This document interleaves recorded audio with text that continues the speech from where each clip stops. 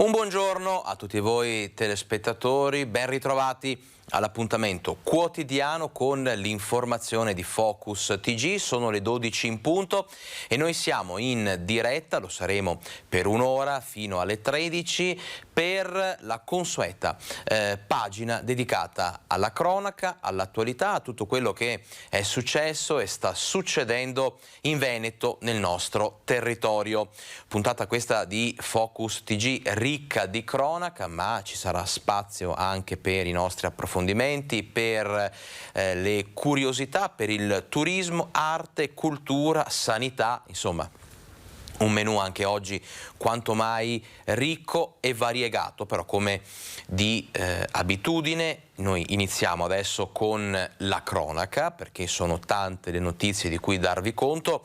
Iniziamo subito da un incidente che ha visto un camion schiantarsi contro una casa, ferito l'autista. È accaduto a Ospedaletto Euganeo, vicino a Este, un incidente che poteva avere conseguenze molto serie. Vediamo.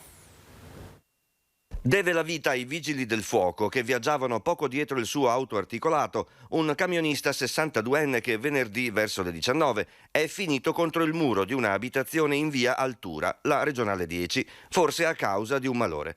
I pompieri del distaccamento di Este hanno visto il grande automezzo cambiare lentamente direzione e poi schiantarsi contro il muro di una casa. Sono stati proprio loro a prestare i primi soccorsi all'autista dopo averlo estratto dalla cabina di guida, iniziando la rianimazione cardiopolmonare e defibrillando più volte l'uomo per la mancanza di battito cardiaco. L'autista è stato poi assistito dal personale del SUEM e portato in ospedale, sul posto anche i carabinieri. Un miracolo che a causa dell'improvvisa uscita di strada di un mezzo così pesante non ci siano stati altri feriti. Le operazioni di rimozione dell'autoarticolato di una ditta di trasporti di Noale sono durate parecchie ore, mettendo in crisi la viabilità lungo la regionale 10. E adesso torniamo a parlare del drammatico incidente che ha visto sfortunata protagonista una 29enne uscita di strada con la sua auto a Villorba. La ragazza lotta tra la vita e la morte al Cafoncello. Queste le parole del padre. Non riesco a capire come possa essere successo, perché la conosco mia figlia, la mia amata Silvia. Non riesco a capire, comunque speriamo bene, speriamo che ci sia un miracolo. Non riesco a capacitarmi come possa essere successo, perché torno a ripetere, la conosco benissimo mia figlia, una ragazza modello. Ne ho 2 figlie, ma tutte e 2 modello ragazze. La voce rotta dalle lacrime, fatica ancora a credere a quanto accaduto alla sua Silvia, alla figlia, ora ricoverata in terapia intensiva al Cafoncello dopo il drammatico incidente di ieri sera. Il padre della 29enne uscita di strada lungo via Capitello ai confini tra Carbonera e Villorba questa mattina si è recato sul luogo dello schianto insieme al fidanzato della ragazza. Gli occhi rossi, in mano il cellulare, in attesa di notizie dall'ospedale. Nella notte è stata sottoposta ad un lungo intervento chirurgico. Ieri sera, intorno alle 19:30, stava rientrando a casa a Carbonera. Aveva recuperato l'auto alla stazione di Lancenigo, dove era arrivata con il treno di rientro da San Bendemiano, dove lavora nella locale sede della Coldiretti. Da una prima ricostruzione dei carabinieri che stanno conducendo le indagini, la 29enne avrebbe perso il controllo dell'auto, finendo fuori strada, prima contro questo platano, poi ribaltandosi nel fossato. I primi ad intervenire alcuni residenti che raccontano di aver sentito il rumore di una frenata e poi un boato. Sul posto sono subito arrivati i vigili del fuoco e i sanitari del SUEM che hanno rianimato Silvia prima di trasportarla in ospedale. Tra i familiari il dubbio che la ragazza possa aver sterzato all'improvviso per evitare un altro veicolo o forse un animale. Nella zona non ci sono telecamere, ma potrebbero aiutare nella ricostruzione quelle collocate nelle vie limitrofe. Il cellulare era nella borsa, aveva la cintura di sicurezza allacciata. Mia figlia era molto prudente alla guida. Non capisco cosa possa essere successo, continua a ripetere il papà. Ora però la cosa più importante è che Silvia vinca la sua battaglia e possa uscire dalla rianimazione. E il padre, guardando il fidanzato della figlia, ci dice lui e il suo futuro marito. Il 3 settembre devono sposarsi. C'è un matrimonio, speriamo, ma intanto pensiamo alla salute, che vada bene, per il resto si può rimandare. E adesso ci spostiamo a Thiene per un altro incidente, uno schianto nella notte coinvolto un giovane ricoverato in ospedale. No, non ce l'ho. Noi allora in attesa, è un servizio che è arrivato questa mattina, quindi è in fase adesso di preparazione. Noi andiamo avanti con il servizio sul missionario. Ecco, è arrivato, mi dicono dalla regia, quindi notizia veramente giunta in redazione poco fa, ripeto, un incidente a Tiene, un ragazzo vittima appunto di un incidente che può avere conseguenze importanti. Vediamo. Tiene, sono le 4 del mattino quando in via Raffaello un'auto finisce fuori strada e va a schiantarsi contro un passo carraio e dei contatori del gas metano, danneggiandoli. Il giovane alla guida è ferito. I vigili del fuoco, allertati dal distaccamento volontario e da Schio, si precipitano sul posto. L'utilitaria viene messa in sicurezza, ma soprattutto viene tamponata immediatamente la perdita di metano dei contatori, mettendoli in sicurezza fino all'intervento dei tecnici della rete del gas. Il ventenne ferito, assistito dai medici e dagli infermieri del SUEM, è stato trasferito in ospedale mentre i carabinieri hanno eseguito i rilievi per ricostruire la dinamica dell'incidente. Le operazioni di soccorso sono durate fino all'alba. E stamattina in Perù i funerali del missionario trevigiano morto a soli 48 anni in un tragico incidente stradale, ancora sangue sulle strade. Il sacerdote è precipitato per 300 metri in un burrone alla guida del suo furgone. Intanto i salesiani sudamericani gli hanno dedicato un commovente saluto su Facebook.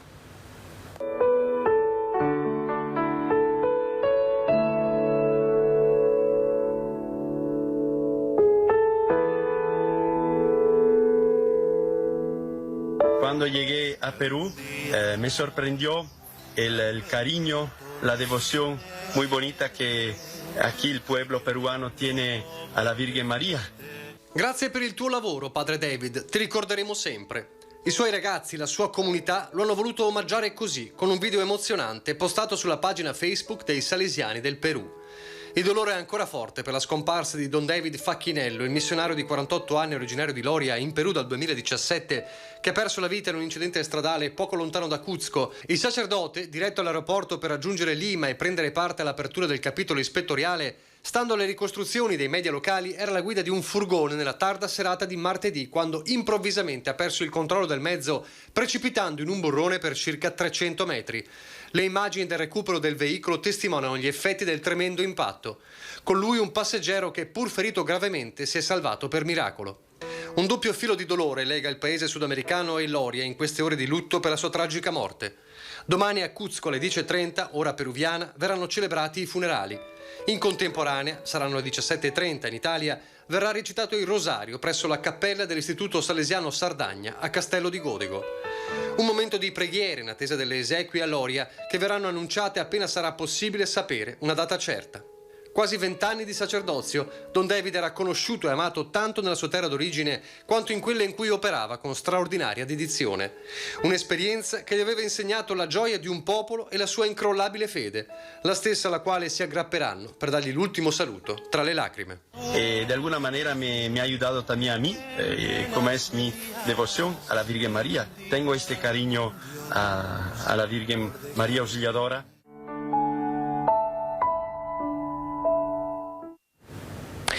Cambiamo decisamente scenario e contesto, rimaniamo però a parlare di cronaca positiva alla cocaina. È questo l'esito del test sulla neonata di 5 mesi di Chioggia, ricoverata da giorni in terapia intensiva a Padova.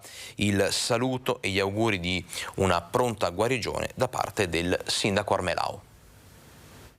La bimba di 5 mesi di Chioggia, trasferita a Padova in terapia intensiva dallo scorso 9 maggio, è risultata positiva alla cocaina. Si ipotizza si sia trovata in un ambiente nel quale i genitori oppure dei conoscenti abbiano consumato la droga. Famiglia attenzionata e seguita dai servizi sociali della città, dice oggi il sindaco. Chiaro che mi auguro insomma, che emergano delle notizie ovviamente confortanti, ecco, per la bambina prima di tutto e poi anche per l'ambiente familiare. La piccola trasferita dall'ospedale di Chioggia a Padova per un'emorragia cerebrale presenta tracce dello stupefacente nei capelli e sulla pelle. Secondo i sanitari e dall'esito del test non deriverebbero da un'assunzione, bensì da un contatto esterno con la sostanza. E noi siamo pronti ad intervenire ed aiutare le persone. Sul corpicino della bimba, inoltre, sarebbero stati notati anche dei traumi. Ciò che si vuole chiarire ora è se la neonata sia stata vittima o meno della sindrome del baby shake,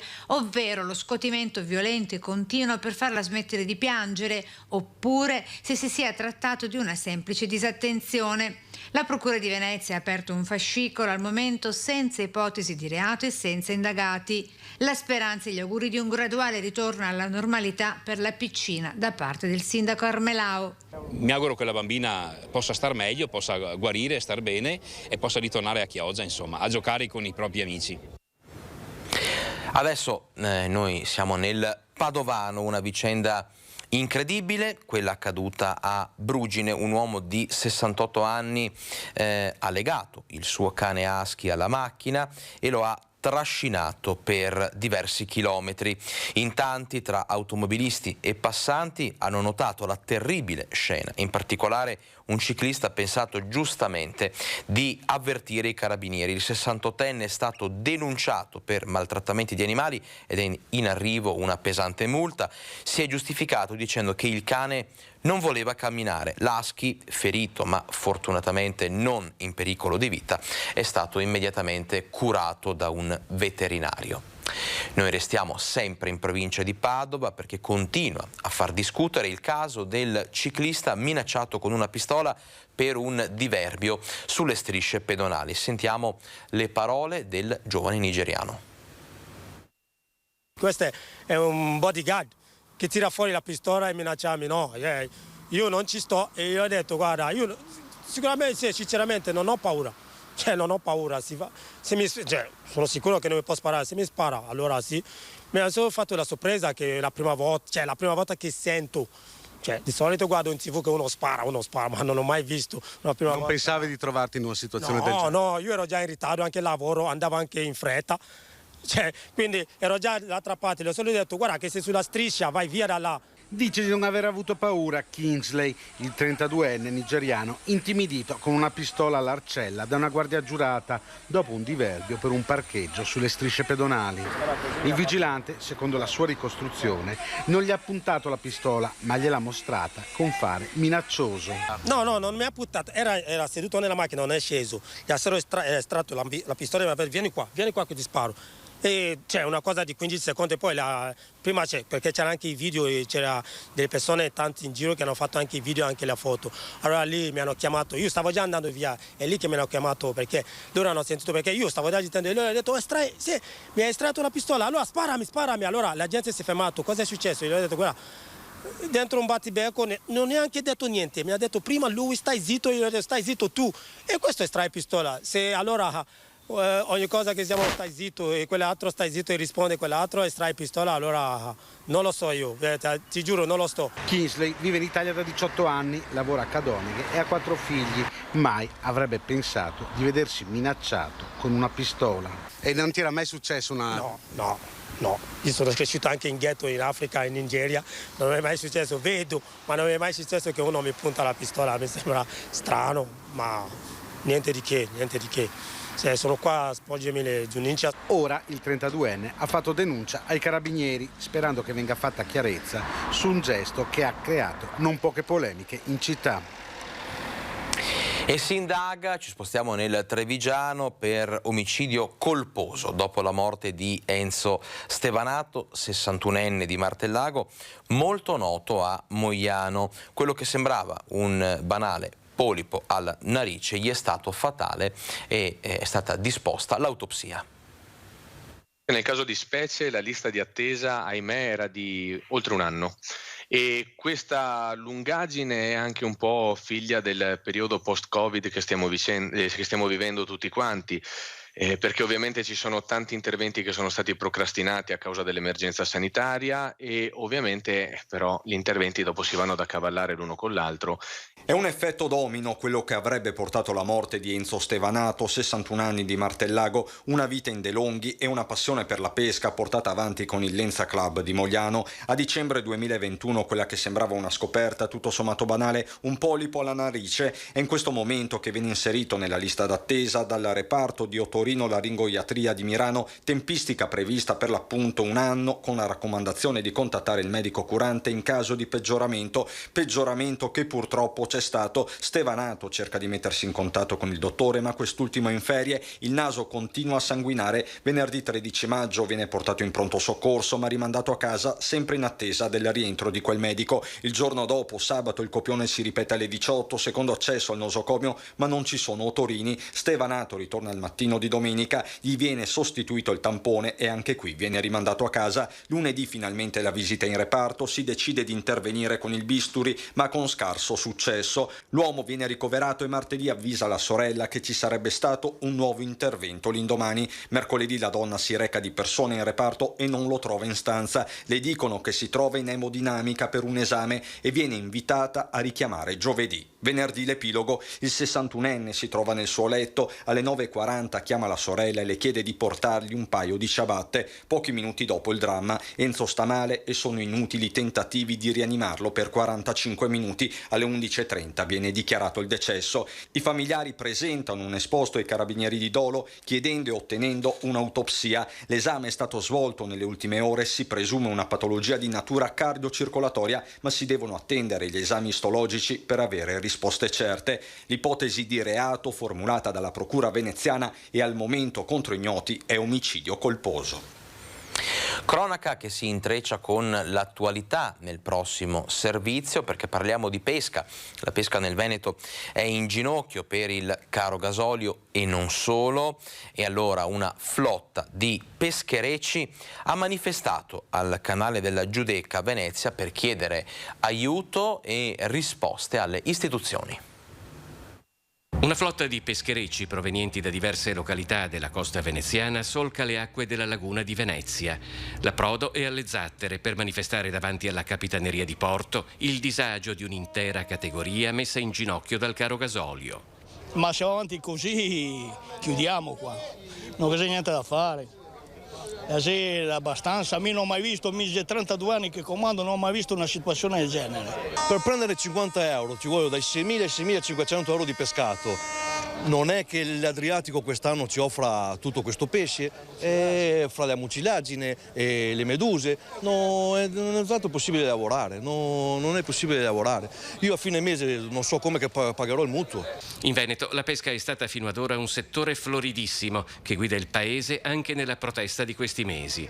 Dal governo sono arrivati 20 milioni di euro di sostegni, la necessità di intervenire è evidente. Abbiamo calcolato che se noi mettiamo insieme tutte le industrie della pesca e noi non vediamo né la Fiat, nessuna industria, è che purtroppo siamo suddivisi. Noi siamo, a Chioggia siamo circa 280 barchi con 4 persone di equipaggio, quindi ci sono già 1000 persone di equipaggio là, permanente e tutto quanto. L'indotto tutto quanto, poi se andiamo a vedere l'indotto tutto quanto, ci saranno circa 3.000 persone, 3.500 persone che ci gira tutto quanto il mondo della pesca. Una delegazione di manifestanti è stata ricevuta da esponenti della prefettura e della capitaneria. A portare il sostegno della politica un fronte bipartisan di consiglieri regionali Chioggiotti, Erika Baldin del Movimento 5 Stelle, Jonathan Montanariello del Partito Democratico e Marco Dolfin della Lega, il sindaco di Chioggia Mauro Armelao e altri primi cittadini. Il distretto ittico di Chioggia a Rovigo, parliamo di 1 miliardo d'euro all'anno, quindi insomma credo che tra naturalmente la trasformazione e tutto, parliamo di numeri veramente importanti. Noi abbiamo tra i molluschi e la pesca in mare abbiamo 1.700 addetti solo a Porto Tolle, metà sono donne tra l'altro. Io provengo da una famiglia di pescatori, no? Faccio un'altra professione, però ho visto mio fratello e mio nipote fermare il peschereccio. Si ferma la tradizione, la storia di una famiglia che ha vissuto di pesca per più di 100 anni. Ecco, è riportato questa crisi a tante famiglie. E adesso ci spostiamo nel Trevigiano, precisamente a Santa Lucia di Piave, dove si aggira un insolito vandalo che lascia scritte e insulti sulle auto. Scopriamo di cosa si tratta. Non un ragazzino annoiato o il solito vandalo, ma un'anziana che gira tra le auto sostenendosi sul suo deambulatore e imbrattando le vetture in sosta. La denuncia arriva via social nel gruppo dei residenti del comune di Santa Lucia di Piave, dove una delle vittime ha postato tanto di foto del cofano della sua auto, una Fiat Punto, su cui la pensionata ha scritto con un pennarello, mentre l'automobilista, preso di mira, era dentro alla tabaccheria. Eloquente il messaggio: cretino impara. All'origine della personale protesta dell'anziana ci sarebbero le macchine che impediscono il passaggio ai pedoni e in particolare a lei che si muove appunto col deambulatore, quelle lasciate magari per qualche minuto a ridosso o sulle strisce pedonali o quelle sui marciapiedi. Anche Santa Lucia ha il suo Bansky, ma a differenza dell'anonimo artista, questo si cela dietro una signora ben vestita che gira con un carrello deambulatore, ha scritto l'automobilista sui social. Ho scoperto a malincuore che la mia è l'ultima di una lunga serie di opere d'arte. Aspettando che il mio cofano venga battuto all'asta, vi invito a fare attenzione. Consiglio comunale incandescente a Vicenza. Nel corso dei confronti e degli interventi, Raffaele Colombara, della lista di centro-sinistra Quartieri al Centro, si lascia andare a una espressione che per alcuni presenti potrebbe essere riconducibile a una espressione blasfema, ma lui assicura: non ho bestemmiato. Ovviamente è scoppiata la polemica. Bene, si vota la delibera. Ma che sia vota solo? Di sfida politica, di sfida a colpi di accuse e contraccuse. Il terreno dello scontro è Palazzo Trissino, l'aula del Consiglio Comunale di Vicenza. Il presidente prende la parola e invita a votare la delibera, ma Raffaele Colombara si lancia in un'imprecisata espressione che sfuma dietro al microfono, rimasto aperto. Io ho semplicemente detto che se la votasse l'assessore, la delibera, e aggiungendo un'espressione che era un intercalare tipicamente veneto. Ecco la versione originale data dal protagonista di questo episodio il giorno dopo un consiglio comunale incandescente. Qualcuno ha creduto di sentire un'imprecazione blasfema, tanto che il consigliere comunale Roberto Cattaneo, pochi minuti dopo, era intervenuto censurando l'accaduto. Certe espressioni contro un culto religioso all'interno di questa assemblea non vanno bene.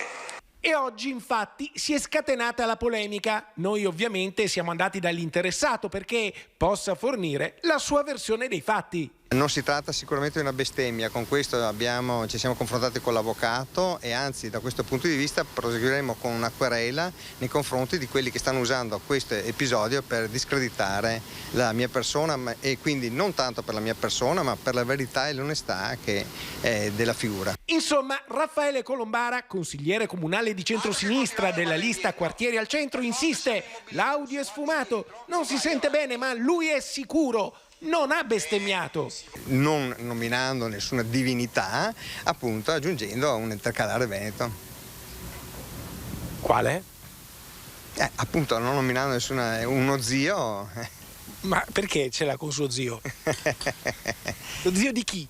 Allora, noi su questo possiamo scherzare, anche noi veneti su queste cose, voglio dire, fa parte del gioco, però non va bene che su queste cose si costruisca invece delle accuse che vanno a toccare, come è stato fatto da parte di qualcuno, l'onorabilità delle persone nel loro lavoro, nella loro sfera privata.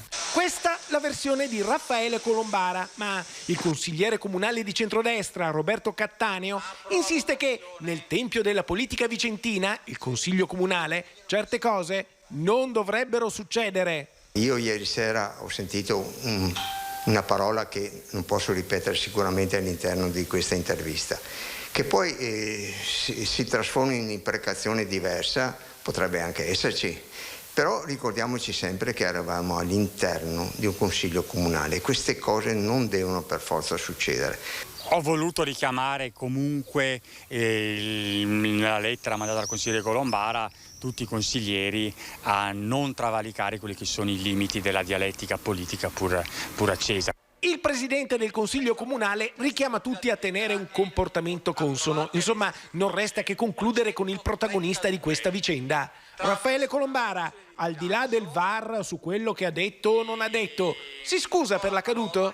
Io posso anche magari scusarmi perché per l'intemperanza eccetera. Dopodiché voglio anche ricordare a tutti quanti che siamo in Consiglio Comunale e credo che sia più apprezzato magari un intervento da parte di qualcuno che lo fa con passione e magari anche in maniera focosa piuttosto di chi da 4 anni siede su quei banchi e non ha mai aperto bocca. Sono le 12:25, ci prendiamo una piccola pausa pubblicitaria, rientriamo fra poco con tante altre notizie di cronaca, la pagina della sanità, cultura, turismo, spettacolo, insomma tanto di cui parlare, da vedere insieme. A fra poco.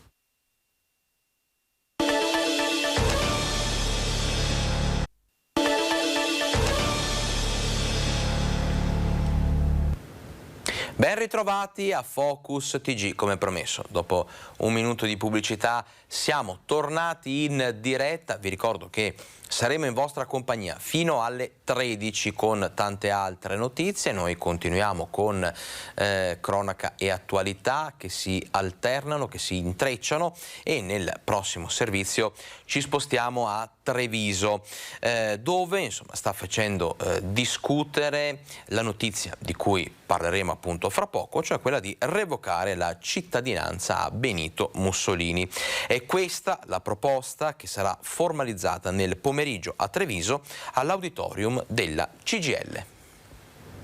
Storia e attualità si rincorreranno nel pomeriggio a Treviso, dove è destinato a far discutere l'incontro in programma all'auditorium della CGIL sulla cittadinanza onoraria a Benito Mussolini a 98 anni dalla sua concessione, in piena epoca fascista. Accanto alla Camera del Lavoro, Coalizione Civica per Treviso, Il Veneto che vogliamo possibile e Sinistra Italiana, per approfondire quel riconoscimento che dopo quasi un secolo si vorrebbe revocare, come fatto peraltro in altre città. Per i promotori non si tratta di cancel culture, ma al contrario un modo per suscitare un dibattito sul permanere in Italia di forme di neofascismo radicate e tutt'altro che in via di superamento. Spiegano sempre gli organizzatori: l'intensificarsi di episodi di violenza di stampo neofascista e neonazista ci stimola ad agire perché queste ideologie non trovino spazio nella nostra società, come prevede lo stesso dettato costituzionale. Tra i relatori ci sarà anche il sindaco di Adria, Omar Barbierato, che nel 2021 ha revocato la cittadinanza Mussolini concessa dalla città polesana negli anni 20 del Novecento, riassegnandola postuma a Giacomo Matteotti. E adesso a Montecchio Maggiore, dove è partito l'abbattimento del cavalcaferrovia di via Battaglia, funzionale per la realizzazione della nuova linea TAV. Operazione smantellamento. Scatta stanotte la prima fase che prevede l'abbattimento del cavalcaferrovia di via Battaglia a Montecchio Maggiore. Ponte che ad un mese dalla chiusura cambia già volto con l'avanzamento dei lavori per il cantiere della TAV. Sbancata la rampa che arrivava al ponte e tolti gli alberi. Interventi funzionali per la realizzazione della nuova linea alta velocità, alta capacità, che costringerà per tutto il 2022 alla deviazione del traffico sulla pedemontana che si collega con la regionale 11. Ci vorrà del tempo perché siano eseguiti in maniera completa, all'incirca un mese, per demolire completamente il ponte. Durante i lavori di demolizione del ponte logicamente ci sarà il fermo della ferrovia e sono lavori che avverranno di notte. Stanotte scatta l'ora X con il primo step, poiché il ponte sarà sportato in 4 stralci, operazione delicata che si concluderà con la completa rimozione prevista per fine giugno. Devono tagliare il solettone che c'è nel ponte e lo devono demolire pezzo per pezzo.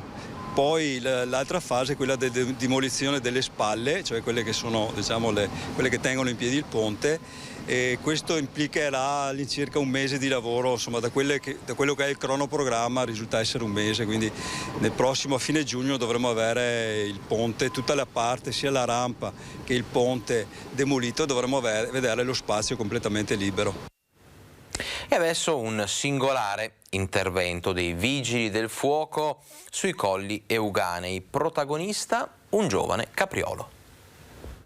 Un capriolo maldestro e decisamente testardo, sì, perché i vigili del fuoco sono dovuti intervenire ieri ad Arqua Petrarca, sui Colli Euganei, per liberare l'animale dalle sbarre in cui era rimasto incastrato.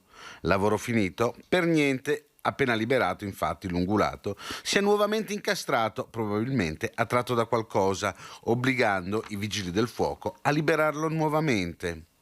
Non contento, però, l'animale si è incastrato per una terza volta. I soccorritori, questa volta, dopo averlo aiutato, l'hanno trattenuto fino all'arrivo della polizia provinciale, che lo ha preso in custodia per poi liberarlo nei boschi. E apriamo adesso la pagina della sanità e dobbiamo parlare di una questione sicuramente importante che sta facendo molto discutere, perché ci spostiamo nell'area di competenza dell'ULSS 7 Pedemontana. Gli straordinari del 2020 e del 2021, pensate, devono essere pagati entro giugno, non sono ancora stati pagati, altrimenti il personale entrerà in sciopero. L'annuncio del CUB per difendere i diritti di infermieri, tecnici e operatori dell'ULSS 7 è un annuncio forte, vediamo tutto nel prossimo servizio. Infermieri, operatori sanitari e tecnici dell'ULSS 7 Pedemontana devono ancora ricevere il pagamento degli straordinari del 2020 e del 2021. Una parte per ammissione dell'azienda sanitaria sono stati pagati, ma restano ancora tantissime ore da riconoscere e i rappresentanti dei lavoratori scendono sul piede di guerra. È vero ed è gravissimo perché i lavoratori, gli operatori sanitari dell'ULSS 7 hanno lavorato in condizioni indicibili durante la pandemia, hanno saltato turni, hanno saltato riposi, hanno lavorato oltre le norme della sicurezza e del riposo e della tutela del lavoratore, e è intollerabile che lo straordinario, le centinaia di ore di lavoro straordinario non siano state retribuite. Ore e ore passate in trincea a combattere contro il nemico invisibile, strappando ogni singola vita al morbo che ha spaventato il mondo, mentre il lockdown congelava tutto il resto sotto una cappa di paura. E adesso che tutto questo sta finalmente scivolando nel passato, è giusto che quelle ore in più vengano riconosciute. La regola è che il lavoro va retribuito, soprattutto se è straordinario. Quando c'è una mole così alta di lavoro straordinario vuol dire che è una situazione patologica che va sanata. Va sanata come? Va sanata con assunzioni e con una migliore organizzazione del lavoro. Resta da capire il motivo di questi ritardi e perché non siano già state saldate le ore di straordinario lavorate da infermieri, operatori e tecnici nelle fasi più difficili dell'emergenza Covid. Bisogna capire come sono state gestite le risorse e questo noi l'abbiamo posto al tavolo di trattativa, però non ci è stato risposto. Abbiamo trovato un muro, quindi per questo siamo usciti con una diffida, abbiamo dato il termine all'ULSS 7 di pagare gli straordinari entro giugno, dopodiché noi faremo tutte le iniziative sindacali e legali affinché questo risultato sia portato a casa. La diffida nei confronti dell'azienda sanitaria guidata da Carlo Bramezza parla chiaro e le azioni che verranno portate avanti se il pagamento degli straordinari non verrà effettuato entro giugno sono molteplici e importanti. Eccole. Lo sciopero, denunce e tutto quello che serve. E i casi di disagio e di disorganizzazione nell'ULSS 7 sono tristemente all'ordine del giorno. Anche oggi ve ne diamo conto. Ore e ore di attesa in ortopedia, caos, assembramenti, confusione e disorganizzazione. A raccontarcelo è un paziente del San Bassiano. Ore e ore di attesa in ortopedia al San Bassiano. Caos, assembramenti, confusione e disorganizzazione. A raccontarcelo è il signor Francesco, che domenica ha accompagnato la moglie al pronto soccorso per una frattura al piede. Anche lì ore e ore di paziente attesa, ma il vero problema si è presentato il giorno dopo in sala Gessi. Ci siamo accorti, appunto, stando lì e anche sentendo la gente, gli infermieri quando uscivano per chiamare, che in pratica c'erano tutti i pazienti che andavano su appuntamento per la visita di controllo di trattamenti, c'era un solo medico che visitava e che venivano infilati in mezzo a queste prenotazioni chi proveniva dal pronto soccorso del giorno prima, perché il problema anche questo evidentemente è che alla domenica Saradessi non funziona, per cui si accumula tutto il giorno dopo. E infatti, anche scherzando, uno degli infermieri diceva mai farsi male di domenica perché poi lunedì c'è la ressa. Già, avete sentito bene, sono proprio i medici a dire ai pazienti che le attese sono infinite, provando a sdrammatizzare, ma sottolineando al tempo stesso l'esistenza del problema. Quello che trovo in pratica abbastanza inaccettabile è il fatto che non ci sia un minimo di coordinazione nel fare andare i pazienti, almeno a scaglioni, non dico con un appuntamento preciso, però con una tolleranza che so di mezz'ora, di un'ora, ma non di 4 ore.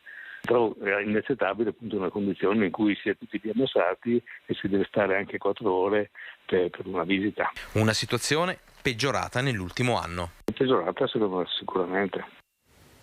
E restiamo a parlare di sanità per un grido d'allarme che riguarda tutto il Veneto. SOS medici di base, insomma l'allarme, lo sappiamo, coinvolge tutto il territorio, riguarda tutti i cittadini, anche quelli che non hanno più una casa o una residenza. Vediamo.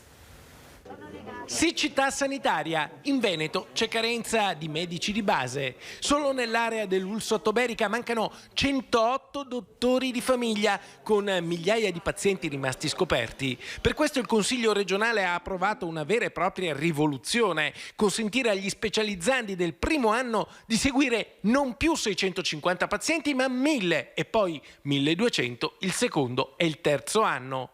Così viene data una risposta ai cittadini, ma non a tutti. Mancano gli ultimi, gli emarginati, i senza tetto. In Veneto mancano sempre più medici di base. È un problema gravissimo su cui i cittadini continuano a scriverci, a dirci che serve un intervento. C'è una responsabilità forte anche da parte della Regione, che negli anni ha programmato troppe poche borse di studio per i medici di medicina generale, ma c'è anche chi il medico di base proprio non ce l'ha, nel senso che non ce l'ha mai avuto, e sono le persone senza fissa dimora. Il problema in questo caso è nazionale. In Italia la possibilità di avere il medico di base è legata alla residenza. Quindi per esempio un imprenditore fallito che viene sfrattato da casa sua e quindi non ha più una residenza, si trova improvvisamente non soltanto per strada ma anche senza le cure primarie, senza il medico di base. Nella stagione della crisi economica, energetica, il problema è ancora più forte, più sentito, più urgente, perché aumentano le nuove povertà e chi non ha più una residenza è costretto a rivolgersi al pronto soccorso, un costo sanitario molto alto. Se fosse garantito a tutti il medico di base, sarebbe un risparmio. Si risparmierebbero tanti soldi dando il medico di base anche senza fissa dimora, anche a chi non ha una residenza, perché gli accessi in pronto soccorso all'ospedale in generale costano molto di più di assicurare quello che tutti noi abbiamo diritto di avere, e cioè una legge di civiltà che dia a tutti un medico di base. Una legge di civiltà che è giusto discutere e che può essere fatta a livello regionale. Insomma, in Veneto si può risolvere il problema dei senza tetto, che sono anche senza medico di base. Noi abbiamo depositato un progetto di legge in Veneto che vogliamo che sia discusso, perché già l'Emilia Romagna e la Puglia come regioni, siccome il sistema sanitario ovviamente è gestito dalle regioni, l'hanno approvato. Anche il Piemonte sta per approvare questa norma. In questa regione è stata approvata all'unanimità, per cui speriamo che anche in Veneto si possa approvare all'unanimità una legge come questa. Insomma, dopo la pandemia abbiamo imparato quanto sia importante un'assistenza sanitaria diffusa. È un atto di giustizia, è un atto di sicurezza per la salute di tutti. Dare un medico di base a tutti è una legge di civiltà e che deve essere un diritto di tutti, quello di poter essere curato. Abbiamo visto durante la pandemia quanto questo sia davvero un diritto che deve essere assicurato a tutte le persone e a tutti i cittadini. E adesso ci fermiamo per il secondo break pubblicitario, rientriamo fra pochissimo, abbiamo tanto di cui parlare, anche del Giro d'Italia, quindi sport, arte, cultura, spettacolo, attualità, tutto questo fra poco.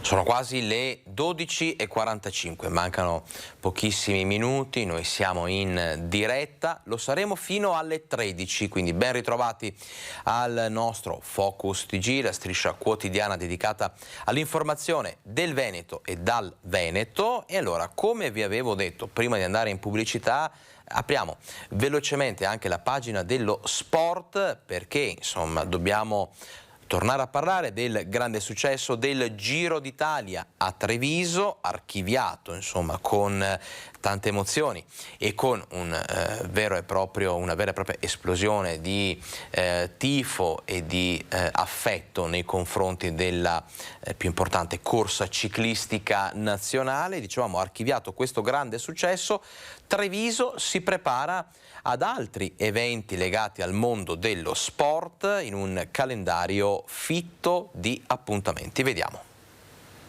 Ci sarà un torneo internazionale di rugby che anche in questo caso accenderà i riflettori internazionali sulla città di Treviso. Quando più o meno? Nel mese tra giugno e luglio ci sarà questo grandissimo evento e ne sentirete parlare. Non entra nei dettagli ma assicura un nuovo grande evento per la città. Mario Conte ha archiviato il successo della 18ª tappa del Giro, che ha portato nel capoluogo oltre 30.000 visitatori. Resta tanta gioia ovviamente che io vedo negli occhi della mia comunità, che ha saputo accogliere davvero nel migliore dei modi la carovana rosa, gli sportivi, i campioni e anche tutti quei turisti che sono appassionati di ciclismo, che sono venuti in città, perché una delle cose che più mi ha colpito è stata proprio questa internazionalità anche dei tifosi, che sono arrivati davvero da tutto il mondo.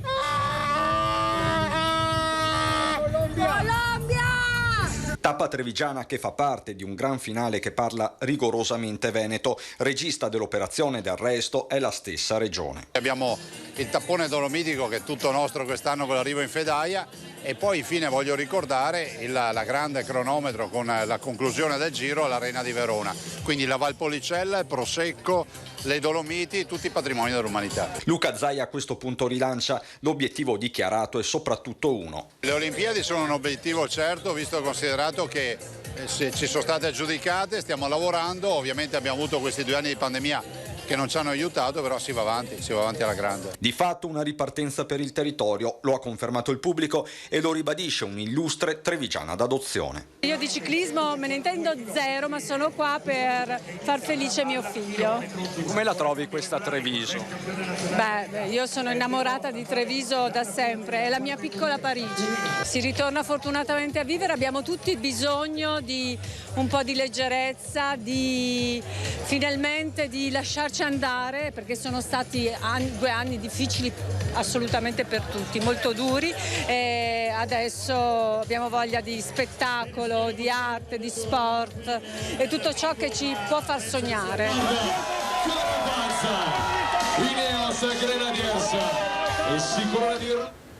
E noi continuiamo a parlare di sport anche nel prossimo servizio, sport legato però alla solidarietà, perché vi raccontiamo di una corsa di 230 chilometri proprio verso la solidarietà.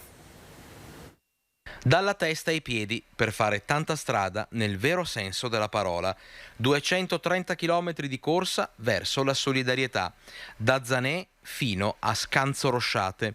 È un atto d'amore e di testimonianza quello che Valentina Magnabosco e il Macuri Team di Schio stanno realizzando con una staffetta dedicata a chi sta lottando contro il Moia Moia, una malattia rara che colpisce i vasi arteriosi dalla base cranica che riforniscono il cervello, occludendoli lentamente.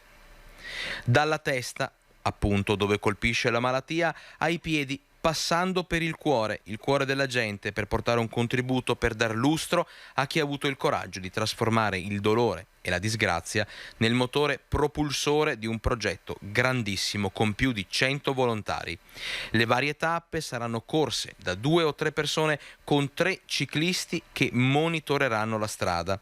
Verranno battuti percorsi alternativi per evitare il traffico, passando per Rovereto, il Ponale, Lago di Ledro e la Val Brembana fino a Scanzorosciate, sede appunto dell'Associazione degli Amici del Moia Moia.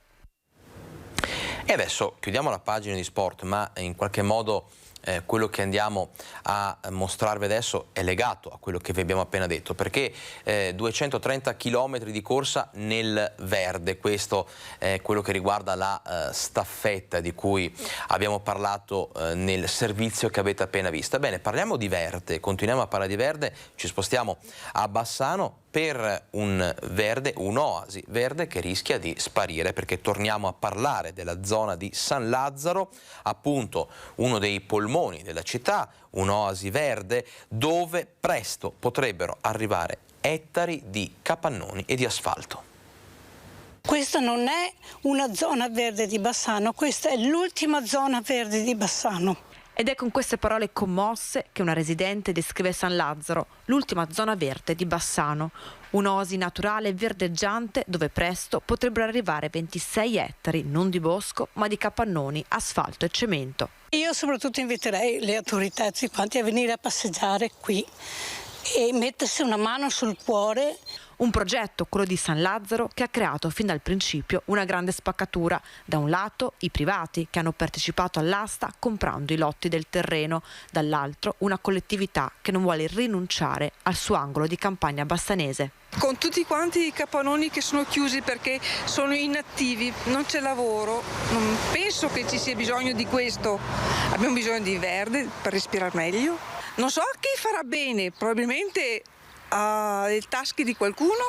Un dispiacere enorme perché davanti qui poteva esserci una zona, non so, residenziale, ma non capannoni, fabbriche o cose così.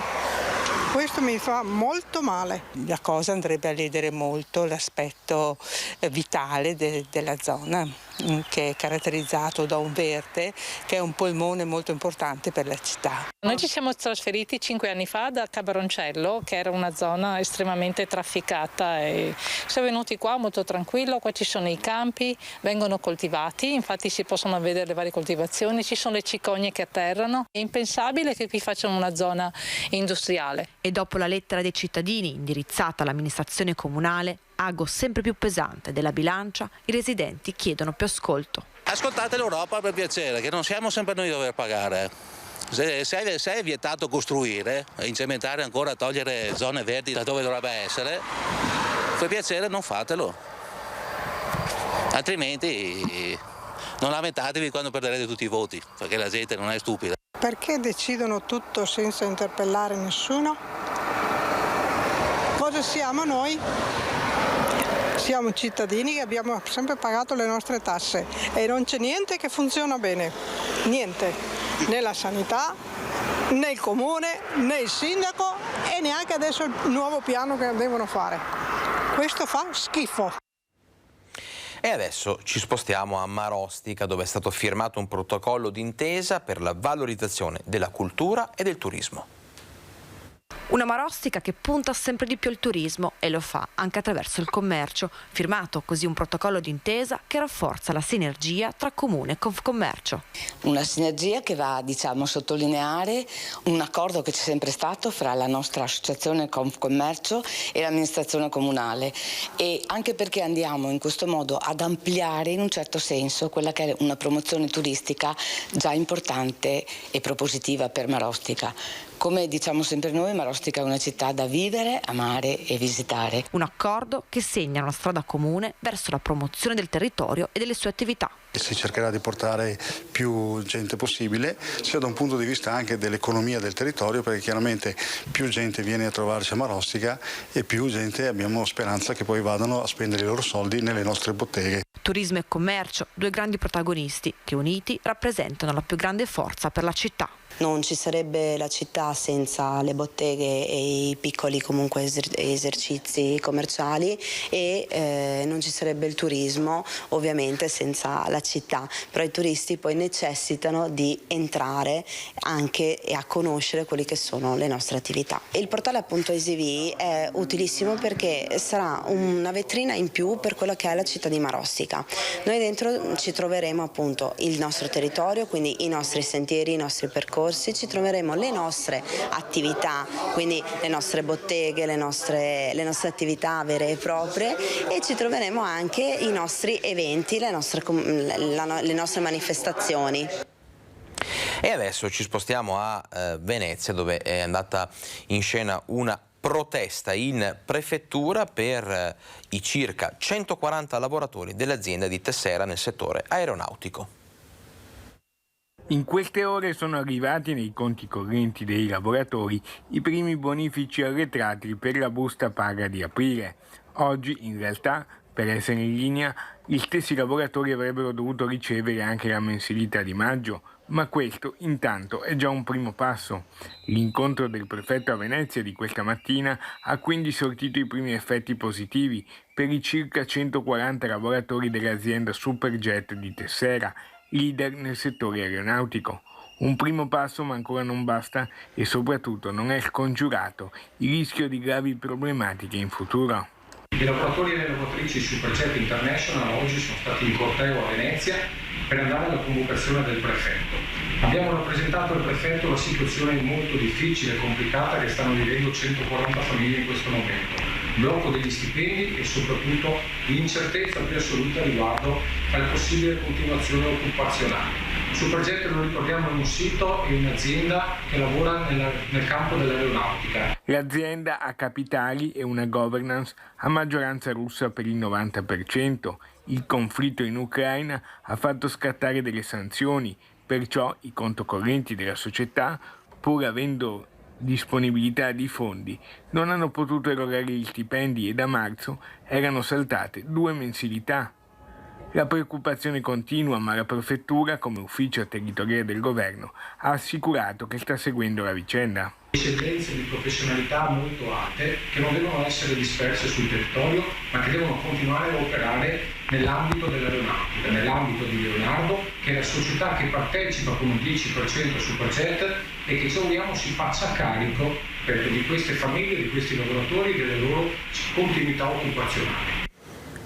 E adesso parliamo di alcuni studenti di 3 istituti trevigiani che hanno progettato un parco inclusivo a carattere storico-artistico. 3 istituti, il Canova, l'Artistico e il Palladio, hanno unito le forze ed hanno realizzato un progetto inclusivo, ognuno con la propria specificità e competenza. Studenti che hanno realizzato un parco accessibile a tutti. Da 2 anni lavoriamo con loro,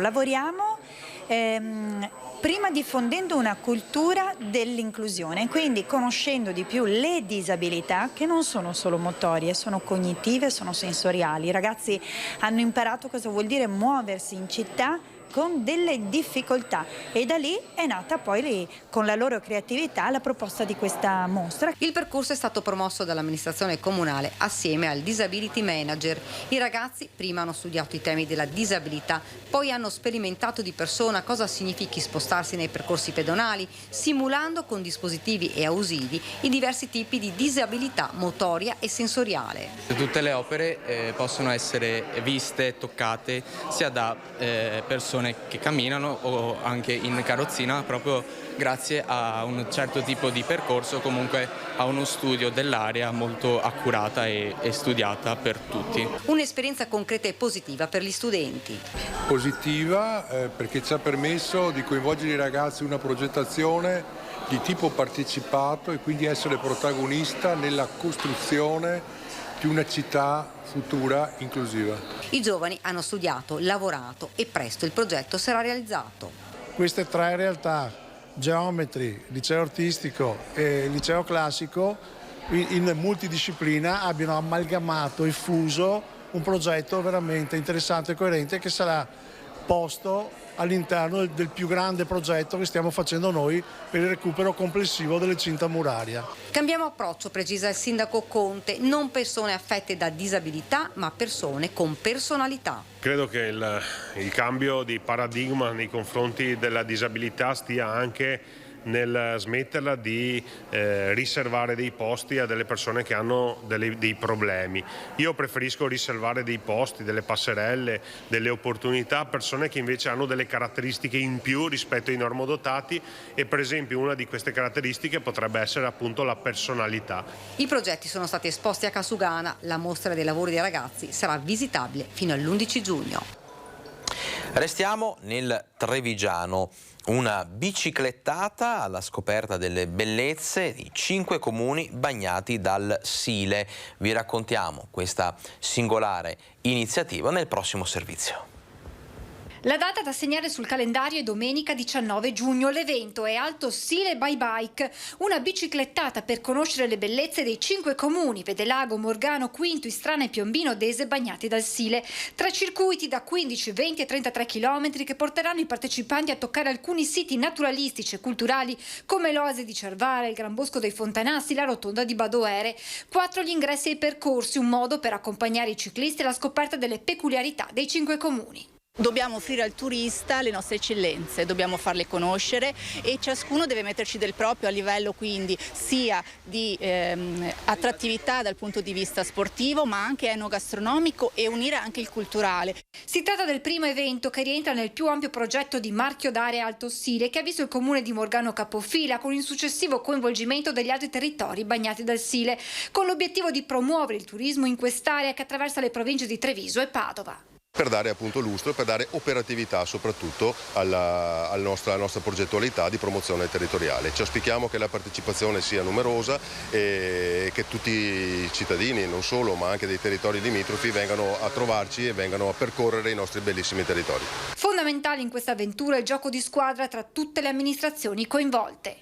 L'idea è quella di insieme portare avanti un progetto che possa avere una ricaduta in tutti i 5 comuni, però con magari un po' meno sforzo, perché chiaramente da soli si fa quel che si può. Oltre 1 migliaio le persone attese per questo primo evento, soprattutto famiglie e naturalmente tanti bambini. È la prima iniziativa dopo questo periodo di pandemia ed è un modo di far conoscere il territorio del parco che molte volte non è conosciuto. È un modo per far avvicinare i ragazzi, i bambini già alla natura, che è fondamentale nel nostro sistema di vita.